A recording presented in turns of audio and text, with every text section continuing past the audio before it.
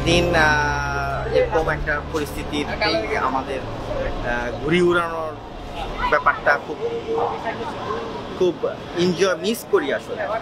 যে তখন একটা ক্রেজিনেস ছিল যে কখন স্কুল শেষ করে তাড়াহুড়ো করে বা ছাদে উঠবো এবং ঘুড়ি উড়াবো, সেই ব্যাপারটা এখনো মিস করি। সো ঘুড়ি ওড়ানোটা আসলে একটা অন্যরকম একটা ব্যাপার হয়ে দাঁড়ায় যখন এটা আসলে যে প্রাণে নেয়।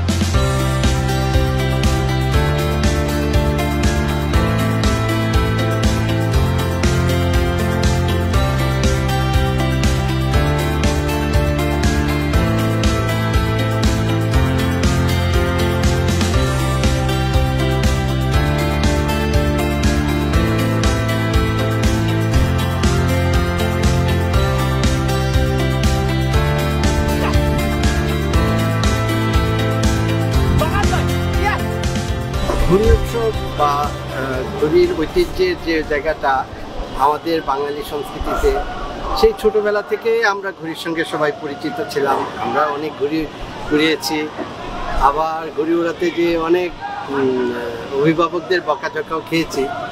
কিন্তু ঘুড়িটা কি আসলে, ঘুড়িটা আমি যখন ঘুড়ি উড়াতাম আমার মনে হতো যে আমি আসলে উড়ছি। হ্যাঁ, তো এইটা আমার কাছে খুব বেশি বড় করে মনে হতো যে আমি নিজেই যেন ঘুড়ির সুতার সঙ্গে উঠছি।